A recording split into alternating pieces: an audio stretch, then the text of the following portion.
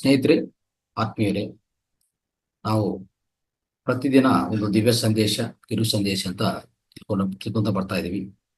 ಅದರ ಭಾಗವಾಗಿ ಈಗಾಗಲೇ 3 ಸಂಚಿಕೆಗಳು ಈ ಅಮರತ್ವ ಬಗ್ಗೆ, ಭೌತಿಕ ಅಮರತ್ವ ಬಗ್ಗೆ, ಭೌತಿಕ ಶಾಶ್ವತ ಬಗ್ಗೆ, ಜೀವನವೇ ಶಾಶ್ವತ ಅಂತ ಈ ಮಾಹಿತಿ ಬಗ್ಗೆ, ಈ ಅದ್ಭುತ ವಿಚಾರದ ಬಗ್ಗೆ ನಾವು ತಿಳ್ಕೊಂತ ಬರ್ತಾ ಇದ್ದೀವಿ. ಮೊನ್ನೆ ಸಂಚಿಕೆಯಲ್ಲಿ ಕೊನೆಯದಾಗಿ ತಿಳ್ಕೊಂಡಿದ್ದೇನೆಂದ್ರೆ, ನಾವು ಶಕ್ತಿ ಪಡಿತಾ ಇರ್ತೀವಿ. ಭೂಮಿ ಮೇಲೆ ಒಂದು ಕಾಲು, ಸ್ವರ್ಗದಲ್ಲಿ ಒಂದು ಕಾಲು ಯಾವಾಗಲೂ ಇಟ್ಕೊಂಡು, ಅಂದ್ರೆ ನಿತ್ಯವಾದ ಜೀವನದಲ್ಲಿ, ದೈನಂದಿನ ಜೀವನದಲ್ಲಿ ನಿದ್ದೆ ಮಾಡ್ತೀವಿ, ಧ್ಯಾನ ಮಾಡ್ತೀವಿ. ಈ ರೀತಿಯಲ್ಲಿ ಮಾಡುವಾಗ ಭೂಮಿಯಲ್ಲಿ ಒಂದು ಕಾಲು, ಸ್ವರ್ಗದಲ್ಲಿ ಒಂದು ಕಾಲು ಖಂಡಿತವಾಗಿ ಇಟ್ಕೊಂತೀವಿ. ಆ ರೀತಿಯಲ್ಲಿ ಅಳವಡಿಸ್ಕೊಂತೀವಿ. ಆವಾಗ ನಮಗೆ ಸಿಗೋದು ಅದ್ಭುತವಾದ ವಿಶ್ವಶಕ್ತಿ, ಪ್ರಾಣಶಕ್ತಿ. ಈಗಾಗಲೇ ನಾವು ಪ್ರಾಣಶಕ್ತಿ ಬಗ್ಗೆ ಹಲವಾರು ರೀತಿಯಲ್ಲಿ ತಿಳ್ಕೊಂತ ಬರ್ತಾ ಇದ್ವಿ. ಸೊ ಆ ವಿಶ್ವಶಕ್ತಿ ಅನ್ನೋದು ಏನಾಗತ್ತೆ, ನಮ್ಮ ದೇಹದಲ್ಲಿ ಪ್ರವೇಶ ಮಾಡಿದ ಮೇಲೆ ಅನೇಕ ರೀತಿಯಲ್ಲಿ ಖರ್ಚು ಮಾಡ್ತೀವಿ ಅಲ್ವಾ. ಮೊದಲನೇದೇನೆಂದ್ರೆ, ಈ ಭೂಮಿಯಲ್ಲಿ ನಾವು ವಾಸ ಮಾಡುವಾಗ ಖಂಡಿತ ಈ ಭೌತಿಕ ಗುರುತ್ವಾಕರ್ಷಣೆ ಶಕ್ತಿ ಇರುತ್ತೆ. ಅಂದ್ರೆ it's called law of gravitation. Law of gravitation ಅನ್ನು ತಪ್ಪಿಸ್ಕೊಳಕ್ಕಾಗಲ್ಲ. ಅದಕ್ಕೋಸ್ಕರ ಯಾವುದೇ ಪ್ರಾಣಿ ಇರಲಿ, ಯಾವುದೇ ಮಾನವ ದೇಹ ಇರಲಿ, ಪ್ರತಿಯೊಬ್ಬರು ಈ ಗುರುತ್ವಾಕರ್ಷಣೆಗೆ ಒಳಗಾಗ್ತಾರೆ. ಅವಾಗ ಭೌತಿಕ ಆಕರ್ಷಣ ಅಂತ ಏನಿದೆಯೋ, ಗುರುತ್ವಾಕರ್ಷಣೆಯಿಂದ ಖಂಡಿತ ಶಕ್ತಿ ಅನ್ನೋದು ಕ್ಷೀಣಿಸ್ತಾ ಹೋಗ್ತದೆ. ಆ ರೀತಿಯಲ್ಲಿ ಅದು ಯಾರು ತಪ್ಸಕ್ಕಾಗಲ್ಲ. ಆದ್ರೆ ಒಂದು ಮಾತ್ರ ನಿಯಂತ್ರಣ ಇಟ್ಕೋಬಹುದು: ಮಾನಸಿಕ ಆಕರ್ಷಣೆ, ಮಾನಸಿಕ ತಲಂಪುಗಳು, ಮಾನಸಿಕ ಯೋಚನೆಗಳು. ಇವೆಲ್ಲ ನಮ್ಮ ನಿಯಂತ್ರಣ ಇಟ್ಕೋಬಹುದು. ಆವಾಗ ಖಂಡಿತವಾಗಿ ನಿಮ್ಮ ಶಕ್ತಿಯನ್ನು ಸಂಗ್ರಹ ಮಾಡ್ಕೊಂತ ಅವಕಾಶ ಇದೆ. ಆ ರೀತಿಯಲ್ಲಿರುವಾಗ ಈ ಅಮರತ್ವ ಬಗ್ಗೆ ತಿಳ್ಕೊಂಡಕ್ಕೆ, ಅಮರತ್ವ ಬಗ್ಗೆ ನಾವು ಮುಂದುವರ್ಸಕ್ಕೆ ಅದ್ಭುತ ಅವಕಾಶ, ಅದ್ಭುತ ದಾರಿ ಸಿಗತ್ತೆ ಸ್ನೇಹಿತರೆ. ಅದಕ್ಕೋಸ್ಕರ ಈ ಪ್ರಾಣಶಕ್ತಿಯನ್ನು ಹೆಚ್ಚಾಗಿ ಸಂಗ್ರಹ ಮಾಡಿಕೊಂಡು, ಹೆಚ್ಚಾಗಿ ಅದನ್ನು ಸಂರಕ್ಷಿಸ್ಕೊಂತ ಹೋದ್ರೆ ಈ ಭೌತಿಕ ಅಮರತ್ವ ಪ್ರತಿಯೊಬ್ಬರಿಗೂ ಸಾಧ್ಯವಾಗತ್ತೆ ಅಂತ ಅರ್ಥ ಮಾಡ್ಕೋಬೇಕು. ಈಗ ಇವತ್ತಿನ ಮುಂದುವರ್ಸಿದ ಭಾಗದಲ್ಲಿ ಇನ್ನೂ ಹಲವಾರು ವಿಷಯಗಳು ತಿಳ್ಕೊಳ್ಳೋಕೆ ನಾವು ಪ್ರಯತ್ನ ಮಾಡೋಣ.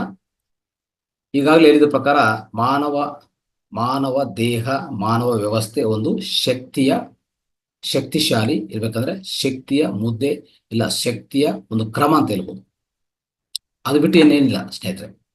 ನಾವು ಅನ್ಕೋತೀವಿ, ಈಗಾಗಲೇ ನಾನು ಧ್ಯಾನದ ಸಮಯದಲ್ಲಿ ನಿಮ್ಗೆ ಹೇಳ್ತಾ ಬಂದೆ, ದೇಹ ಅಂದ್ರೆ ಏನು, ಮಾನವ ದೇಹ ಅಂದ್ರೆ ಏನು, ಒಳಗಡೆ ಏನಿದೆ, ಹೊರಗಡೆ ಏನಿದೆ ಎಲ್ಲ ಹೇಳ್ತಾ ಬಂದೆ. ಇರೋದು ಒಂದೇ, ಆ ಚೈತನ್ಯನೇ ಇರೋದೊಂದು. ಆತ್ಮ ಪದಾರ್ಥವೇ ಚೈತನ್ಯ, ಆ ಬ್ರಹ್ಮ ಪದಾರ್ಥವೇ ಇರೋದು, ಇನ್ನು ಏನು ಇಲ್ಲ. ಈಗ ದೇಹ ಇರತ್ತೆ, ದೇಹ ಸ್ವಲ್ಪ ಇನ್ನು ವರ್ಷಗಳ ಆದ್ಮೇಲೆ, ಇಲ್ಲಾಂದ್ರೆ ನಾವು ಚಿರಂಜೀವತ್ವ ಹೋದ್ರೆ ಅವಾಗ ನಿತ್ಯವಾಗಿರುತ್ತೆ, ಇಲ್ಲಾಂದ್ರೆ ದೇಹ ಕಣ್ಮರ ಆಗತ್ತೆ. ಮತ್ತೆ ಏನಿತ್ತು, ದೇಹ ಹೋಯ್ತಲ್ಲ, ಇನ್ನೇನಿದೆ, ಎಲ್ಲಿದೆ? ಇದೆ, ಆತ್ಮ ಪದಾರ್ಥ ಇದೆ, ಆ ಶಾಶ್ವತವಾಗಿರುತ್ತೆ ಅದು. ಅದಕ್ಕೆ ನಾವು ಶಕ್ತಿ ಪದಾರ್ಥಗಳಂತ ನಾನು ಹೇಳ್ತಾ ಬಂದೆ. ಅದಕ್ಕೋಸ್ಕರ ಸ್ನೇಹಿತರೆ, ಈ ಮಾನವ ಶಕ್ತಿಯ ಕ್ರಮ ಅಂತ ಯಾಕೆ ಹೇಳ್ತಾ ಇದೆ ಅಂದ್ರೆ, ನೋಡಿ, ಈ ಶರೀರವನ್ನು ಕಾಂತಿ ಪದಾರ್ಥ ಅಂತ ಯಾರು ಅರ್ಥ ಮಾಡ್ಕೊಂತಾರೋ, ಈ ಶರೀರ ಕಾಂತಿ ಪದಾರ್ಥ ಇದು, ಶಕ್ತಿ ಪದಾರ್ಥ ಇದು ಅಂತ ಅರ್ಥ ಮಾಡ್ಕೊಂತಾರೋ, ಅವರು ಚಿರಂಜೀವತ್ವವನ್ನು ಹೊಂದಕ್ಕೆ ಅದ್ಭುತ ಅವಕಾಶ ಇದೆ. ಹೇಗೆ ಅಂತಂದ್ರೆ, ನಮ್ಮ ಮಹಾವತಾರ್ ಬಾಬಾಜಿ ನಾಗರಾಜ್ ಅಂತ ಒಂದು ಹುಡುಗ, ಅಂದ್ರೆ ಚಿಕ್ಕ ವಯಸ್ಸಲ್ಲಿ ಅವರ ಮನೆಯಿಂದ ಬೇರೆ ಕಡೆ ಹೋಗ್ತಾರೆ. ಅಂದ್ರೆ ಇನ್ನು ಬೇರೆ ಪ್ರದೇಶಕ್ಕೆ ಕೊಡ್ತಾರೆ ಅವ್ರನ್ನು. ನಿಮ್ಗೆಲ್ಲ ಗೊತ್ತು ಯೋಗಿ ಆತ್ಮಕಥೆ ಬಗ್ಗೆ. ಅದರಲ್ಲಿ ನಮ್ಮ ಮಹಾವತಾರ್ ಬಾಬಾಜಿ ಬಗ್ಗೆ ನಾವು ಸ್ವಲ್ಪ ತಿಳ್ಕೊಂಡಿರ್ತೀವಿ. ಇನ್ನೊಬ್ರು ಅಂದ್ರೆ ಕಲಕತ್ತಾ ಅಲ್ಲಿ ವಾಸ ಮಾಡ್ತಾ ಇರ್ತಾರೆ, ಇನ್ನೊಬ್ರು ಕರ್ಕೊಂಡು ಹೋಗ್ತಾರೆ ಅಲ್ವಾ, ಅವ್ರನ್ನು ಬೆಳೆಸ್ತಾ ಇರ್ತಾರೆ. ಆ ರೀತಿಯಲ್ಲಿ ಬೆಳೆಸಿದ ಮೇಲೆ ಅದೇ ರೀತಿಯಲ್ಲಿ ಅವರು ಕ್ರಮವಾಗಿ ಅನೇಕ ಪದ್ಧತಿಗಳು, ಅನೇಕ ಈ ಜ್ಞಾನ, ಆತ್ಮಜ್ಞಾನ ಮತ್ತೆ ಈ ಯೋಗ, ಇದರಲ್ಲಿ ಪ್ರಾವೀಣ್ಯತೆ ಹೊಂದಿ ಕೊನೆಯದಾಗಿ ಅವರು ನಮ್ಮ ಮಹಾತಾರ್ ಬಾಬಾಜಿ ಅವರು ಚಿರಂಜೀವತ್ವವನ್ನು ಹೊಂದಿದ್ದಾರೆ. ಒಂದು ರೀತಿಯಲ್ಲಿ ಹೇಳ್ಬೇಕಂದ್ರೆ ಚಿರಂಜೀವತ್ವ ಅಂತಂದ್ರೆ ಅವರು ಒಂದು ಕಾಂತಿ ಶರೀರವನ್ನು ಧರಿಸಿದ್ದಾರೆ ನೋಡಿ. ಈಗ ಬಾಬಾಜಿ ಅವರು ಹಿಮಾಲಯದಲ್ಲಿ ಯಾರಾದ್ರೂ ತೀವ್ರ ಸಾಧನದಲ್ಲಿದ್ರೆ ನೀವು ಅವನು ಕಂಡಿಡಬೇಕು, ನೋಡ್ಬೇಕು, ಮಾತಾಡಬೇಕು ಅಂತಂದ್ರೆ ಖಂಡಿತ ಬರ್ತಾರೆ. ಯಾವ ರೀತಿಯಲ್ಲಿ ಬರ್ತಾರೆ ಅವರು? ಕಾಂತಿ ಶರೀರದಲ್ಲಿ ಬರ್ತಾರೆ ನೋಡಿ. ಇಲ್ಲಿ ಏನಾಗ್ತಾ ಇದೆ ಗೊತ್ತಾ, 2 ಶರೀರಗಳು ನಮ್ಗೆ. ಭೌತಿಕ ಶರೀರ ಕಾಣಿಸ್ತಾ ಇದೆ, ಕಾಂತಿ ಶರೀರ ಕಾಣಿಸೋದಿಲ್ಲ. ಆದ್ರೆ ಅದು ಅದೂ ಭೌತಿಕ ಶರೀರನೇ. ಯಾವ ರೀತಿಯಲ್ಲಿ? ಅದು ಸಾಂದ್ರತೆ ಕಡಿಮೆ ಮಾಡ್ಕೊಂಡಿರ್ತಾರೆ ನೋಡಿ. ಇಲ್ಲಿ ಏನಾಗತ್ತಂದ್ರೆ, ನಮ್ಮಲ್ಲಿ ಅಂತ ಅದ್ಭುತ ಸಾಮರ್ಥ್ಯ ಇದೆ ನಮ್ಮ ಈ ಮಾನವ ದೇಹಕ್ಕೆ. ನಮ್ಮ ಒಳಗಡೆ ಏನ್ ಸಾಮರ್ಥ್ಯ ಇದೆ ಅಂತಂದ್ರೆ, ನಾವು ಈ ಭೌತಿಕ ದೇಹವನ್ನು ಸಾಂದ್ರತೆ ಕಡಿಮೆ ಮಾಡ್ಕೊಂತ ಹೋದ್ರೆ ಇಲ್ಲಿಂದ ಇದು ಕಣ್ಮರ ಆಗತ್ತೆ. ನಿಮ್ಗೆ ಆದ್ರೆ ನಿಮ್ಗೆ ನೋಡಕ್ಕಾಗಲ್ಲ, ಆದ್ರೆ ಕಾಂತಿ ರೂಪದಲ್ಲಿ ಇರತ್ತೆ. ಭೌತಿಕ ದೇಹವೇ ಕಾಂತಿ ರೂಪದಲ್ಲಿ ಇರತ್ತೆ. ಅವಾಗ ಅದೊಂಥರ ಅಮರತ್ವವೇ, ಅದೊಂಥರ ಚಿರಂಜೀವತ್ವವೇ ಹೇಳ್ಬೇಕಂದ್ರೆ. ಇದರಲ್ಲಿ ಇನ್ನೊಂದು ಉದಾಹರಣೆ ಹೇಳ್ಕೋಬಹುದು. ಅನೇಕ ಋಷಿಗಳು ಮುನಿಗಳು ಈ ರೀತಿಯಲ್ಲಿ ಮಾಡಿದ್ದಾರೆ. ಒಂದು ಉದಾಹರಣೆ ನಮ್ಮ ಪತ್ರಿ ಸರ್ ಜೀವನದಲ್ಲಿ ನಡೆದಿರುವಂತ ಘಟನೆ. ಆದ್ರೆ ಅವ್ರು ಎಲ್ಲಿ ಬರೆಯೋದಿಲ್ಲ ಇಂಥವೆಲ್ಲ. ಅಂದ್ರೆ ಎಲ್ಲಿ ಬೇಕಂದ್ರೆ ಅದ್ರ ನಡೆದಿರೋದು ನಡೆದಿದೆ, ಬಟ್ ಆದ್ರೆ ಇಂಥ ಘಟನೆಗಳು ಹೆಚ್ಚು ಪ್ರಚಾರ ಮಾಡಿ ನಾನು ದೊಡ್ಡ ವ್ಯಕ್ತಿ, ನಾನು ದೊಡ್ಡ ಸಾಧು ಸಂತರು, ನನ್ನಿಂದನೇ ಎಲ್ಲರೂ ಇರಿ ಅಂತ ಈ ರೀತಿಯಲ್ಲಿ ಮಾಡೋದಿಲ್ಲ. ದಯವಿಟ್ಟು ಅರ್ಥ ಮಾಡ್ಕೊಳ್ಳಿ. ಈ ನಮ್ಮ ಗುರುಗಳಿಗೆ ಅಂದ್ರೆ ಪತ್ರಿ ಸರ್ಗೆ ಮತ್ತೆ ಬೇರೆ ಗುರುಗಳಿಗೆ ಒಂದು ವ್ಯತ್ಯಾಸ ಇದೆ. ಪ್ರಧಾನ ವ್ಯತ್ಯಾಸ ಏನಂದ್ರೆ, ಯಾವುದು ಅಂದ್ರೆ ಅಂದ್ರೆ ಅನವಶ್ಯಕತೆವಿರುವಂತ ವಿಷಯಗಳು ಜಾಸ್ತಿ ಪ್ರಚಾರ ಮಾಡಕ್ ಹೋಗಲ್ಲ. ಅಫ್ಕೋರ್ಸ್ ಅದು ಇದೆ, ಸತ್ಯವೇ. ಆದ್ರೆ ಯಾಕೆ ಹೇಳ್ಬೇಕು? ಎಲ್ಲದರಲ್ಲಿ ನಾವು ಈ ರೀತಿಯಲ್ಲಿ ಆಗಿದ್ವಿ, ಈ ರೀತಿಯಲ್ಲಿ ಮಾಡಿದ್ವಿ ಅಂದ್ರೆ ಏನಾಗ್ತದೆ ಇತ್ತೀಚಿನ ಕಾಲದಲ್ಲಿ ಎಲ್ಲರೂ ಬಂದು ನಿಮ್ಮ ಬಾಗಿಲಲ್ಲಿ ನಿಂತ್ಕೊತಾರೆ. ನನ್ಗೆ ಆಶೀರ್ವಾದ ಕೊಡಿ, ನನ್ಗೆ ಇದು ಮಾಡಿ, ನನ್ನ ಮಕ್ಕಳಿಗೆ ಇದಾಯ್ತು, ನನ್ನ ಜೀವನದಲ್ಲಿ ಈ ರೀತಿಯಲ್ಲಿ ನಮ್ಮ ಹೆಂಡತಿ ಇದ್ರ ಮಾಡ್ತಾರೆ, ನನ್ಗೆಲ್ಲಾ ಸಮಸ್ಯೆಗಳಿದೆ, ಎಲ್ಲ ಸಮಸ್ಯೆಗಳು ಸಾಲ್ವ್ ಮಾಡಿ ಅಂತ ನಿಮ್ಮ ಬಾಗಿಲ ಮುಂದೆ ಕೂತ್ಕೊಂತಾರೆ ಬಂದು. ಅವಾಗ ನೀವು ಜ್ಞಾನ ಪ್ರಚಾರ ಹೇಗ್ ಮಾಡ್ತೀರಾ? ಆ ರೀತಿಯಲ್ಲಿ ಅದಕ್ಕೆ ಪತ್ರಿ ಸರ್ ಇವೆಲ್ಲ ಹೇಳ್ಕೊಂಡು ಹೋಗಲ್ಲ. ಆದ್ರೆ ನಾನು ಕೇಳ್ಪಟ್ಟಿದ್ದೀನಿ. ಸೊ ವಿಧ ಮಾಸ್ಟರ್ಸ್ ಇಂದ ಒಂದ್ಸರಿ ಪತ್ರಿ ಸರ್ ಹಿಮಾಲಯದಲ್ಲಿ ಪ್ರಯಾಣ ಮಾಡ್ತಾ ಇದ್ದಾರೆ. ಹಿಮಾಲಯದಲ್ಲಿ ಪ್ರಯಾಣ ಮಾಡುವಾಗ ಅವ್ರು ಆಕ್ಚುಲಿ ಹಿಮಾಲಯದಲ್ಲಿ ಪ್ರಯಾಣ ಮಾಡ್ತಾ ಇದ್ರೆ ಅಲ್ಲಿ ಏನೋ ಸ್ವಲ್ಪ ವೆಹಿಕಲ್, ಅವ್ರು ಹೋಗ್ತಾ ಇದ್ದ ವೆಹಿಕಲ್ ಸ್ವಲ್ಪ ರಿಪೇರ್ ಆಗಿ ಅಲ್ಲಿ ತಡ ಆಯ್ತು, ಲೇಟ್ ಆಯ್ತು. ಆದ್ರೆ ಇಲ್ಲಿಂದ ಮತ್ತೆ ಇನ್ನೊಂದು ಪ್ಲೇಸ್ಗೆ ಹೋಗ್ಬೇಕು ಅವರು. ಇನ್ನೊಂದು ಪ್ಲೇಸ್ ಅಂದ್ರೆ ಅಲ್ಲಿಂದ ಒಂದು 200 ಕಿಲೋಮೀಟರ್ ಏನಿದೆ, ಅಲ್ಲಿ ಹೋಗಿ ಅಲ್ಲೊಂದು ಕ್ಲಾಸ್ ಇದೆ ಆಕ್ಚುಲಿ ಹೇಳ್ಬೇಕಂದ್ರೆ. ಆ ಕ್ಲಾಸ್ ಮಾಡಬೇಕು, ಬಟ್ ಆದ್ರೆ ಸಾರ್ ಇಲ್ಲೇ ಸ್ಟಕ್ ಆಗಿದ್ದಾರೆ.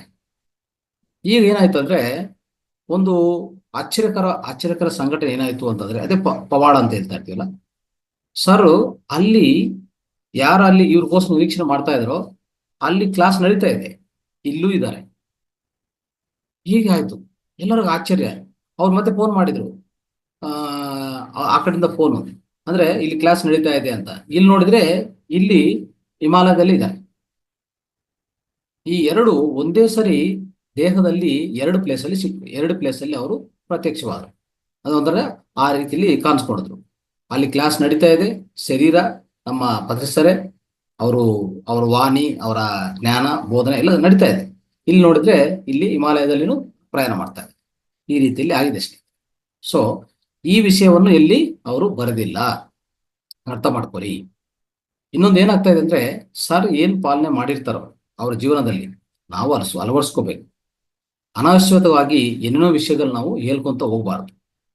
ಉದಾಹರಣೆಗೆ ಈ ರೀತಿ ಇತ್ತೀಚಿನ ಕಾಲದಲ್ಲಿ ಏನಾಗ್ತಾ ಇದೆ, ಸ್ವಲ್ಪ ಕ್ಲಾಸ್ಗಳಲ್ಲಿ ಈ ತರ ಒಂದು ಅನಾವಶ್ಯಕವಾಗಿ ಹೇಳುವಂತ ವಿಷಯಗಳು ಹೇಳ್ಬಿಡ್ತಾರೆ, ಓಪನ್ ಆಗಿ ಹೇಳ್ಬಿಡ್ತಾರೆ. ಯಾವ ರೀತಿ ಅಂದ್ರೆ, ಎಲ್ಲರಿಗೂ ಒಂದು 1000 ಜನಕ್ಕೆ ವಾಕಿನ್ ಆಗ್ಬಿಟ್ಟಿದೆ ಇಲ್ಲಿ ಬಂದಿರೋರಿಗೆಲ್ಲ, ಇದು ಬೇಕಾ? ಇದು ಹೇಳ್ಬೇಕಾ? ನಾವು 1000 ಜನಕ್ಕೆ ವಾಕಿನ್ ಆಗಿದೆ, ಯಾರಂತ ಬಂದು ನನಗೆ ವಾಕಿನ್ ಆಗಿದೆ, ನಿನ್ಗೂ ವಾಕಿನ್ ಇದೆ ಅಂತ ತೋರಿಸಿ ಅಂತ ಏನ್ ತೋರಿಸ್ತೇನೆ ನೀವು? ಅನಾವಶ್ಯಕವಾಗಿ ಯಾವುದು ಒಂದು ಮಾತನ್ನು ಬರಬಾರ್ದು ನೋಡಿ ಈ ಬಾಯಿಂದ. ಏನ್ ಬರ್ಬೇಕಂದ್ರೆ ಸತ್ಯ ವಾಕ್ಗಳು ಬರಬೇಕು, ಜ್ಞಾನ ವಾಕ್ಗಳು ಬರಬೇಕು. ಅಷ್ಟೇ ನೀವು ಪಾಲನೆ ಮಾಡಿ ಇನ್ನೊಬ್ರಿಗೆ ಏರಿ, ಅಷ್ಟು ಸಾಕು. ಅನಾವಶ್ಯಕವಾಗಿ ಇದು ಮಾಡಿದ್ರೆ ಹಿಂಗಾಯ್ತು, ಏನೋ ಒಂದು ಶಕ್ತಿ ಬರ್ತಾ ಇದೆ, ನಿಮ್ಮೊಳಗಡೆ ಪ್ರವೇಶ ಮಾಡ್ತಾ ಇದೆ, ನಾನು ನೋಡ್ತಾ ಇದೆ, ಬೇಡ. ಓಕೆ, ಇವೆಲ್ಲ ಮಾಡಿ ಗೊಂದಲ ಕ್ರಿಯೇಟ್ ಮಾಡ್ಕೋಬಾರ್ದು. ಇದು ಅಸತ್ಯ. ಒಂದು ರೀತಿಯಲ್ಲಿ ಹೇಳ್ಬೇಕಂದ್ರೆ, ಅದು ನಡೆದಿದೋ ನಡೆಯಿಲ್ಲ, ಅಲ್ಲಿ ಆ ವ್ಯಕ್ತಿ ಎಕ್ಸ್ಪೀರಿಯನ್ಸ್ ಆಗ್ಬೇಕು, ನೀವಲ್ಲ ಹೇಳ್ಬೇಕಾಗಿರೋ. ನಾವು ಹೇಳಿ ಅವ್ರಿಗೆ ಗೊಂದಲ ಕ್ರಿಯೇಟ್ ಮಾಡೋದು ಒಂದು. ನಾನೇನೋ ದೊಡ್ಡ ವ್ಯಕ್ತಿ, ನನಗೆಲ್ಲ ತಿಳಿದು ಬರ್ತಾ ಇದೆ ಅಂತ ಹೇಳೋದು, ಅದು ತಪ್ಪಾಗತ್ತೆ. ಆ ರೀತಿಯಲ್ಲಿದ್ರೆ ಪತ್ರಿಜಿ ಗುರುಗಳು ಎಷ್ಟೋ ವೇದಿಕೆಯಲ್ಲಿ ಸಾವಿರಾರಲ್ಲ ಲಕ್ಷಾಂತರ ಮಾಸ್ಟರ್ಸ್ಗಳು ಅವರು ಮಾರ್ಗದರ್ಶನ ಮಾಡ್ತಾ ಇರ್ತಾರೆ, ಮಾಡಿದ್ದಾರೆ. ಅವಾಗ್ಲೂ ಸಹ ಒಂದು ಮಾತು, ಅವರು ಈ ರೀತಿ ಮಾತುಗಳು ಯಾವುದು ಬರೋದಿಲ್ಲ. ಯಾಕಂದ್ರೆ ಯಾರಿಗಾದ್ರೂ ಅಷ್ಟೇ, ಅವರು ಜ್ಞಾನದ ಮೇಲೆ ಗುರಿ, ಅವರು ಜ್ಞಾನವನ್ನು ಮಂಡಿಸ್ಬೇಕು. ಜ್ಞಾನವನ್ನು ಮಂಡಿಸಿ ಇಂಥ ಆಶ್ಚರ್ಯಕರ ವಿಷಯಗಳು ಹೇಳಿ, ಪವಾಡದ ಹೇಳಿ ಈ ರೀತಿಯಲ್ಲಿ ಆಗಿದೆ, ಅವಾಗ ನೀವೇನ್ ತಿಳ್ಕೊತೀರಾ? ನನ್ಗೆ ಆಗಿದೆಯಾ ಇಲ್ಲ, ಆ ಸಂಶಯ ಗೊಂದಲ ಶುರು ಆಗತ್ತಾ ಇಲ್ಲ. ಆ ರೀತಿ ಮಾಡಬಾರ್ದು. ಓಕೆ, ಸೊ ಇದೊಂದು ಘಟನೆ. ಅಂದ್ರೆ ಪತ್ರಿಸರು ಈ ರೀತಿಯಲ್ಲಿ ಅವರ ಜೀವನದಲ್ಲಿ ಈ ತರ ನಡೀತು. ಇದು ಅದೊಂದು ಆಶ್ಚರ್ಯಕರ ವಿಷಯ ನಡೀತು. ಅಂದ್ರೆ ಎರಡೂ ಪ್ರದೇಶದಲ್ಲಿ ಒಂದೇ ಫಿಸಿಕಲ್ ದೇಹದಿಂದ ಅವರು ಅವರ ಚಟುವಟಿಕೆಯನ್ನು ನಡೆಸ್ತಾ ಇದ್ರು. ಇದು ಇಲ್ಲಿ ಏನಾಗಿದೆ ಅಂತಂದ್ರೆ ಅರ್ಥ ಮಾಡ್ಕೊಂಡ್ರೆ ಇಲ್ಲಿ ಕಾಂತಿ ಶರೀರ, ಇನ್ನೊಂದು ಶರೀರ ಅಂದ್ರೆ ಇಲ್ಲಿ ಫಿಸಿಕಲ್ ಬಾಡಿಯಲ್ಲಿ ಇದ್ರು ಒಂದು ಕಾಂತಿ ಶರೀರ ಮೂಲಕ ಮತ್ತೆ ಅಲ್ಲಿ ಹೋಗಿ ಅದು ಪ್ರತ್ಯಕ್ಷವಾಗಿ ಭೌತಿಕ ದೇಹವಾಗಿ ಕನ್ವರ್ಟ್ ಆಗತ್ತೆ. ಆ ಶಕ್ತಿ ಅವರಲ್ಲಿ ಇರತ್ತೆ, ಅಂದ್ರೆ ಆ ಸಾಮರ್ಥ್ಯ ಅವರಲ್ಲಿ ಇರತ್ತೆ. ಅದಕ್ಕೂ ಕಾರಣ ಏನ್ ಗೊತ್ತಾ? ಈ ಶ್ವಾಸದ ಮೇಲೆ, ಈ ಪ್ರಾಣ ಶಕ್ತಿ ಮೇಲೆ, ಈ ಪ್ರಾಣ ವಾಯು ಮೇಲೆ ಅವ್ರಿಗಿರುವಂತ ನಿಯಂತ್ರಣೆ. ಅದಿರುವಂತ ಪ್ರತಿ ವ್ಯಕ್ತಿ ಮಾಡಬಹುದು ಸ್ನೇಹಿತರೆ. ನಾವು ಎಲ್ಲ ಸಾಧಿಸಬೇಕದು. ಅಂದ್ರೆ ನಾವು ಕೇಳಿಸ್ಕೊಂಡಿದ್ವಿ, ಜ್ಞಾನ ತಗೊಂತಾ ಇದ್ವಿ, ಆದ್ರೆ ನಾವು ಸಾಧಿಸ್ಬೇಕು. ಅದಕ್ಕೋಸ್ಕರ ಸ್ನೇಹಿತರೆ, ಸ್ವರ್ಗ ಲೋಕ ಹೋಗ್ಬೇಕಂದ್ರೆ ನಾವೆಲ್ಲರೂ ಏನ್ ಅನ್ಕೋತೀವಿ? ಈ ದೇಹನ ಬಿಡಬೇಕು, ಈ ಮರಣ ಆದ್ರೇನೆ, ಮರಣದಿಂದ ಆಚೆ ಕಡೆ ಬರ್ತಾ ಇದ್ವಿ ಅಂದ್ರೆ ನಾವು ಸ್ವರ್ಗ ಲೋಕದಲ್ಲಿ ಇರ್ತೀವಿ ಅಲ್ವಾ, ಸೂಕ್ಷ್ಮ ಲೋಕದಲ್ಲಿ ಇರ್ತೀವಿ, ಆತ್ಮಲೋಕ ಪ್ರವೇಶ ಮಾಡ್ತೀವಿ ಅಂತ ನಮ್ಗೆಲ್ಲ ಆ ಒಂಥರ ಮನವರಿಕೆ, ಇಲ್ಲಾಂದ್ರೆ ನಮ್ಮಲ್ಲಿ ಅದು ಹೆಚ್ಚಾಗಿ ಈಗಾಗಲೇ ಜೀರ್ಣ ಆಗ್ಬಿಟ್ಟಿದೆ, ಕಣದಲ್ಲಿದೆ ಅಲ್ವಾ. ಸೊ ಆ ರೀತಿಯಲ್ಲಿರುವಾಗ ಖಂಡಿತ ನಿಮ್ ಮರಣ ಬಂದೇ ಬರುತ್ತೆ. ಆದ್ರೆ ಇನ್ನೊಂದು ನೀವು ತಿಳ್ಕೊಬೇಕಾಗಿರೋ ಜ್ಞಾನ ಏನಪ್ಪಾ ಅಂತಂದ್ರೆ, ಈ ದೇಹವನ್ನು ಈ ದೇಹದ ಸಾಂದ್ರತೆ ಕಡಿಮೆ ಮಾಡಿಕೊಂಡು ನೀವು ಕಾಂತಿ ಶರೀರ ಆಗಿ ನೀವು ಸ್ವರ್ಗಲೋಕದಲ್ಲಿ ಪ್ರವೇಶ ಮಾಡಬಹುದು ಅಂತ ಹೇಳ್ತಾರೆ. ಆ ರೀತಿಯಲ್ಲಿರುವಾಗ ಮರಣ ಯಾಕೆ? ಜೀವನವೇ ಶಾಶ್ವತ. ನಿಮ್ಮ ಭೌತಿಕ ದೇಹವನ್ನು ಸಾಂದ್ರತೆ ಕಡಿಮೆ ಮಾಡಿಕೊಂಡು ಕಾಂತಿ ರೂಪದಲ್ಲಿ ನೀವು ಎಲ್ಲಿ ಬೇಕಂದ್ರೆ ಅಲ್ಲಿ ಹೋಗ್ಬೋದು. ಅವ್ರು ಹೇಳ್ತಾರೆ ಅಂದ್ರೆ ಈ ಚಿರಂಜೀವತ್ವ ಈ ಬುಕ್ ಮುಖಾಂತರ ಅಂದ್ರೆ ನಮ್ಮ ಲಿಂಡಾ ಗುಡ್ಮ್ಯಾನ್ ಸ್ಟಾರ್ ಸೈನ್ಸ್ ಅಂತ ಬುಕ್ ಮುಖಾಂತರ ಹೇಳ್ತಿರೋದು ಏನಂತಂದ್ರೆ, ನಾವೆಲ್ಲರೂ ಆ ರೀತಿಯಲ್ಲಿ ಆಗುವಂತ ಅವಕಾಶ ಇದೆ, ನಾವೆಲ್ಲರೂ ಅಂತ ಸಾಮರ್ಥ್ಯವನ್ನು ಹೊಂದುವಂತ ಅವಕಾಶ ಪ್ರತಿಯೊಬ್ಬರಿಗೂ ಇದೆ ಅಂತ ಹೇಳ್ತಾರೆ. ಇದು ನಂಬಿ ಅಂತ ಹೇಳ್ತಾರೆ. ಅಂದ್ರೆ ಜೀವನವೇ ಶಾಶ್ವತ ಒಂದು, ನಾವು ಈ ಭೌತಿಕ ಅಮರತ್ವ ಖಂಡಿತವಾಗಿ ಹೊಂದಬಹುದು. ಅವಾಗ ಭೌತಿಕ ದೇಹವನ್ನು ಕಾಂತಿ ದೇಹವಾಗಿ ನಾವು ಪರಿವರ್ತನೆ ಮಾಡಿಕೊಂಡು ಸ್ವರ್ಗಲೋಕ ಇತರ ಲೋಕದಲ್ಲಿ ಪ್ರವೇಶ ಮಾಡಬಹುದು. ಸೂಕ್ಷ್ಮ ಶರೀರ ಬೇಕಾಗಿಲ್ಲ ಅಂತ ಹೇಳ್ತಾರೆ. ಸೂಕ್ಷ್ಮ ಶರೀರ ಇದ್ರೇನೆ ನಾವು ಬೇರೆ ಆತ್ಮಲೋಕಕ್ಕೆ ಸ್ವರ್ಗಲೋಕಕ್ಕೆ ಹೋಗಕ್ಕೆ ಪ್ರಯಾಣ ಮಾಡಕ್ಕೆ ಅವಕಾಶ ಇದೆ. ಇಲ್ಲ ಇಲ್ವ? ಈಗ ನಾವು ಅರ್ಥ ಮಾಡ್ಕೊಂಡಿದ್ವಲ್ಲ ಇಷ್ಟುವರೆಗೂ. ಆದ್ರೆ ಅದು ಇಲ್ಲದೆ ಪ್ರವೇಶ ಮಾಡಬಹುದು ಅಂತ ಹೇಳ್ತಾರೆ. ನಿಮ್ಮ ಸ್ಥೂಲ ದೇಹ ಅಂದ್ರೆ ನಿಮ್ಮ ಸ್ಥೂಲ ದೇಹಕ್ಕೂ ಇನ್ನೊಂದು ಪ್ರತಿರೂಪ ಆ ಕಾಂತಿ ದೇಹ ಏನಿದೆಯೋ ಅದು ತಗೊಂಡು ನಾವು ಬೇರೆ ಲೋಕಕ್ಕೆ, ಆತ್ಮಲೋಕಕ್ಕೆ, ಸ್ವರ್ಗಲೋಕಕ್ಕೆ ಪ್ರವೇಶ ಮಾಡಬಹುದು ಅಂತ ಅತಿ ಸ್ಪಷ್ಟವಾಗಿ ಹೇಳ್ತಾ ಇದ್ದಾರೆ. ಇದನ್ನ ಅರ್ಥ ಮಾಡ್ಕೊಂಡ್ರೆ ನಮ್ಗೆ ಉನ್ನತ ಲೋಕಗಳಿಗೆ, ಉನ್ನತ ಆಯಾಮಗಳಿಗೆ, ಊರ್ಧ್ವ ಲೋಕಗಳಿಗೆ ಪ್ರಯಾಣ ಮಾಡಕ್ಕೆ ನಮ್ಗೆ ಬೇಕಾಗಿರೋದು ಇದು ಸಾಕು, ಅಂದ್ರೆ ಕಾಂತಿ ದೇಹ ಸಾಕು ಅಂತ ಹೇಳ್ತಾರೆ. ಇನ್ನು ಭೂತ, ಭವಿಷ್ಯತ್, ವರ್ತಮಾನ ಎಲ್ಲದಕ್ಕೂ ಈ ಕಾಂತಿ ದೇಹದಲ್ಲಿ ಪ್ರವೇಶ ಮಾಡ್ಬೋದು, ಪ್ರಯಾಣ ಮಾಡ್ಬೋದು ಅಂತ ಹೇಳ್ತಾರೆ. ಮೊನ್ನೆ ಹೇಳ್ತಾ ಇದ್ದೆ ನಾನು ಟೈಮ್ ಟ್ರಾವೆಲ್ ಅಂತ. ಹಾಸ್ಟೆಲ್ ಟ್ರಾವೆಲ್ ಅಂದ್ರೆ ಟೈಮ್ ಟ್ರಾವೆಲ್. ಈ ಟೈಮ್ ಟ್ರಾವೆಲ್ ಬಗ್ಗೆ ಹೇಳ್ತಾ ಇದ್ದಿಲ್ಲ. ಟೈಮ್ ಟ್ರಾವೆಲ್ ಅಂದ್ರೆ ಏನು? ಭೂತ ಭವಿಷ್ಯತ್ ಅಂದ್ರೆ ಭೂತಕಾಲಕ್ಕೆ ಹೋಗ್ಬೋದು, ಭವಿಷ್ಯತ್ ಕಾಲಕ್ಕೆ ಹೋಗ್ಬೋದು, ಇನ್ನು ಮುಂದಿನ ಎಷ್ಟೋ ಜನ್ಮಗಳಿಗೆ ಹೋಗ್ಬೋದು, ಇಂದಿನ ಎಷ್ಟೋ ಜನ್ಮಗಳಿಗೆ ಹೋಗ್ಬೋದು. ಇದೆಂತ ಅವಕಾಶ ನಿಮ್ಮ ಕಾಂತಿ ದೇಹದಿಂದನೇ ಮಾಡಿ ಅಂತ ಹೇಳ್ತಾರೆ. ಅವಾಗ ಮರಣ ಯಾಕೆ? ನಿಮ್ಗೆ ಮರಣ ಯಾಕೆ ಬೇಕಾಗಿದೆ ಅಂತ ಹೇಳ್ತಾರೆ. ಮರಣ ಬೇಕಾಗಿರೋದು ನಮ್ಮ ಈ ಪೂರ್ತಿ ಈ ದೇಹವನ್ನು ತ್ಯಜಿಸಿ ನಮ್ಮ ಸೂಕ್ಷ್ಮ ಶರೀರವನ್ನು ತಗೊಂಡು ನಾವು ಸ್ವರ್ಗ ಲೋಕಗಳಿಗೆ, ವಿಧ ತಲಗಳಿಗೆ, ವಿಧ ಡೈಮೆನ್ಷನ್ಸ್ಗಳಿಗೆ, ವಿಧ ಲೋಕಗಳಿಗೆ ನಾವು ಪ್ರಯಾಣ ಮಾಡ್ತಾ ಇರ್ತೀವಿ. ಅದನ್ನು ಬೇಕಾಗಿಲ್ಲ ಅಂತ ಹೇಳಕ್ಕೆ ಅವರು ಪ್ರಯತ್ನ ಮಾಡ್ತಾರೆ, ಅರ್ಥ ಮಾಡ್ಕೊಳ್ಳಿ. ಅದಕ್ಕೋಸ್ಕರ ಇದು ಯಾವ ರೀತಿಯಲ್ಲಿ ಅಂತಂದ್ರೆ, ಉದಾಹರಣೆಗೆ ನಾವು ಯಾವ ರೀತಿ ಅರ್ಥ ಮಾಡ್ಕೊ, ಉದಾಹರಣೆಗೆ ಹೇಳ್ತೀನಿ. ಈಗ ನಿಮ್ಮ ಯಾರೋ ಫ್ರೆಂಡು ಇಲ್ಲ ನೀವು ಇಲ್ಲಿಂದ ಮೈಸೂರಿಗೆ ಹೋಗಿ ಮತ್ತೆ ತಿರುಗಿ ವಾಪಸ್ ಬರ್ತೀರಲ್ಲ, ಅದೇ ರೀತಿ ಅತ್ಯಂತ ಸುಲಭ ಅಂತ ಹೇಳ್ತಾರೆ. ಏನಂತಂದ್ರೆ ಈ ಭೌತಿಕ ದೇಹವನ್ನು ಕಾಂತಿ ರೂಪದಲ್ಲಿ ಮಾಡಿಕೊಂಡು ಕಾಂತಿ ದೇಹದಿಂದ ಎಲ್ಲಿ ಬೇಕಾದ್ರೆ ಹೋಗಿ ಎಲ್ಲಿ ಬೇಕಾದ್ರೆ ವಾಪಸ್ ಬರ್ಬೋದು ಅಂತ ಹೇಳುವಂತ ಪ್ರಯತ್ನ ಅವ್ರು ಮಾಡ್ತಾ ಇದ್ದಾರೆ. ಈಗ ನಾವೆಲ್ಲ ನಂಬ್ತೀವಲ್ಲ, ಇಲ್ಲಿಂದ ಮೈಸೂರಿಗೆ ಹೋಗ್ತೀವಿ ಅಂದ್ರೆ ಮಧ್ಯದಲ್ಲಿ ಏನೂ ಆಗಿಲ್ಲ ಅಂತಂದ್ರೆ ಖಂಡಿತ ಮೈಸೂರಿಗೆ ಹೋಗ್ತೀವಿ, ವಾಪಸ್ ಬರ್ತೀವಿ. ಹೌದಾ? ಇಲ್ಲ, ಖಂಡಿತ ಹೋಗಿ ಬರ್ತೀವಿ. ಅದೇ ರೀತಿಯಲ್ಲಿ ಈ ಭೌತಿಕ ದೇಹವನ್ನು ಕಾಂತಿ ರೂಪ, ಅದೇ ಕಾಂತಿ ದೇಹದಾಗ ಮಾಡಿಕೊಂಡು ಎಲ್ಲಿ ಬೇಕಂದ್ರೆ ಅಲ್ಲಿ ಹೋಗ್ತೀವಿ, ಬರ್ತೀವಿ. ಯಾವ ಲೋಕ ಬೇಕಂದ್ರೆ ಹೋಗ್ತೀವಿ, ಬರ್ತೀವಿ. ಅದೇ ರೀತಿಯಲ್ಲಿ ಮಹಾತ್ಮ ಬಾಬಾಜಿ ಮಾಡ್ತಾ ಇದ್ದಾರೆ. ನಾನು ಅರ್ಥ ಮಾಡ್ಕೊ, ಅನೇಕ ಋಷಿಗಳು ಮುನಿಗಳು ಮಾಡಿದ್ದಾರೆ ಈಗಾಗಲೇ. ಇದು ನಾವು ಅರ್ಥ ಮಾಡ್ಕೋಬೇಕು ಸ್ನೇಹಿತರೆ. ಸೊ ಅದಕ್ಕೋಸ್ಕರ ಈ ಜೀವನವೇ ಶಾಶ್ವತ ಅಂತ ಈ ನಂಬೋದು ಅತಿ ಮುಖ್ಯವಾಗುತ್ತೆ. ಉದಾಹರಣೆಗೆ ಲಿಂಡಾ ಗುಡ್ಮೆನ್ ಅವರು ಈ ಬುಕ್ ಮುಖಾಂತರ ನಮ್ಗೆಲ್ಲರಿಗೂ ಒಂದು ಅಡಿಪಾಯ ಆಗ್ತಾ ಇದ್ದಾರೆ. ಏನು? ಜೀವನವೇ ಶಾಶ್ವತ ಅಂತ. ಅದ್ರ ಹೇಳ್ಬೇಕಂದ್ರೆ ಆ ಬಿತ್ತಾ ಇದ್ದಾರೆ, ಅಂದ್ರೆ ಬಿತ್ತನೆಗಳು ಅಂದ್ರೆ ಹೇಳ್ಬೇಕಂದ್ರೆ ಸೀಡ್ಸ್ ಬಿತ್ತಾ ಇದ್ದಾರೆ. ಆ ಸೀಡ್ ಏನಾಗತ್ತೆ, ಒಂಥರ ಸಸ್ಯ ಆಗತ್ತೆ, ಸಸ್ಯದಿಂದ ಒಂಥರ ವೃಕ್ಷ ಆಗತ್ತೆ, ದೊಡ್ಡ ವೃಕ್ಷ ಆಗತ್ತೆ. ಅದೇ ರೀತಿಯಲ್ಲಿ ನಾವೆಲ್ಲರೂ ಈಗ ತಿಳ್ಕೊಂತ ಇದೀವಿ ಜ್ಞಾನ. ಈ ಜ್ಞಾನವನ್ನು ನಿಧಾನವಾಗಿ ಬೆಳೆಸ್ಕೊಂತ ಹೋದ್ರೆ ನಾವು ಸಹ ಈ ಜೀವನ ಶಾಶ್ವತನ ಹೊಂದಬಹುದು ಅಂತ. ಇಲ್ಲಿ ಅವರೆಲ್ಲ ಈ ಜ್ಞಾನ ಹೇಳ್ಕೊಟ್ಟಿದ ಮೇಲೆ ಮತ್ತೆ ಏನ್ ಹೇಳ್ತಾರೆ ಗೊತ್ತಾ ಅವರು? ಇದೆಲ್ಲ ನಿಮ್ಮ ಸ್ವೇಚ್ಛ ಇಚ್ಛಕ್ ಬಿಟ್ಟಿದೀವಿ ಅಂತ ಹೇಳ್ತಾರೆ. ಅಂದ್ರೆ ಈ ಜ್ಞಾನ ತಿಳ್ಕೊಂಡಿದ್ರಿ, ಅದಾದ್ಮೇಲೆ ನೀವು ನಂಬಿಕೆ ನಿಮ್ಗೆ ಇದೆಯಾ, ನಂಬ್ತೀರಾ ಇಲ್ಲ ಅನ್ನೋದು, ನೀವು ವಿಶ್ವಾಸ ಮಾಡ್ತೀರಾ ಇಲ್ಲ ಅನ್ನೋದು ನಿಮ್ಮ ಸ್ವೇಚ್ಛ ಇಚ್ಛೆ. ಅಂದ್ರೆ it's left your will power. ನೀವು ನಂಬೋದು ಬಿಡೋದು, ಅದನ್ನು ಪಾಲನೆ ಮಾಡೋದು, ಇದೆಲ್ಲ ನಿಮ್ಗೆ ಸಂಬಂಧಿಸಿದ ವಿಷಯ, ನೀವು ಆಯ್ಕೆ ಮಾಡ್ಕೋಬೇಕಂತ ವಿಷಯ. ಇನ್ನೊಂದು ಏನ್ ಹೇಳ್ತಾರೆ ಗೊತ್ತಾ? ಈ ಶರೀರವನ್ನು ರಚನೆ ಮಾಡೋದು ಭೂಮಿ ಎಷ್ಟುವರೆಗೆ ಇರುತ್ತೋ ಅಷ್ಟುವರೆಗೆ ರಚನೆ ಮಾಡಿದಾರೆ ಅಂತ ಹೇಳ್ತಾರೆ. ಈ ಭೂಮಿ ಎಷ್ಟುವರೆಗೆ ಇರುತ್ತೋ ಅಷ್ಟುವರೆಗೂ ರಚನೆ ಈ ಶರೀರ ಹಾಗೆ ಇರುತ್ತೆ ಅಂತ. ಅದನ್ನು ಬೇಕಂದ್ರೆ ಭೌತಿಕವಾಗಿ ಇಟ್ಕೋಬಹುದು, ಬೇಕಂದ್ರೆ ಕಾಂತಿಯಾಗಿ ಇಟ್ಕೋಬಹುದು. ಕಾಂತಿ ಶರೀರ ಇರ್ಬೋದು, ಇಲ್ಲ ಭೌತಿಕ ಶರೀರ ಇರ್ಬೋದು, ಅಷ್ಟೇ. ಮರಣ ಅನ್ನೋದು ಈ ಭೌತಿಕ ದೇಹವನ್ನು ಬಿಟ್ಟು ಹೋಗ್ಬೇಕಂತ ಏನಿಲ್ಲ. ಉದಾಹರಣೆಗೆ ಮೀರಾಬಾಯಿ ಏನ್ ಮಾಡ್ತಾರೆ? ಮೀರಾಬಾಯಿ ಅನ್ನೋರು ಅವರು ಯೋಗಿನಿ, ಮಹಾಯೋಗಿನಿ. ಅವರು ಒಂದು ಗರ್ಭಗುಡಿ ಒಳಗಡೆ ಹೋಗಿ ಅಲ್ಲಿಂದ ಮಾಯ ಆಗ್ತಾರೆ. ಏನಾಯ್ತು ಮತ್ತೆ? ಅವ್ರ ಶರೀರ ಯಾವ್ದು ಶಿಥಿಲವಾಗಿಲ್ವಲ್ಲ? ಯಾಕೆ ಶರೀರ ಶಿಥಿಲವಾಗತ್ತಂತೆ ಹೇಳ್ತೀನಿ ಮಿತ್ರರೇ. ಈಗಾಗಲೇ ನಾವು ಸ್ವಲ್ಪ ಚರ್ಚೆ ಆಗಿದೆ. ಈಗಾಗಲೇ ನಾವು ಒಂದು 60 ವರ್ಷ ಆಯ್ತು, 65 ವರ್ಷ ಆಯ್ತು.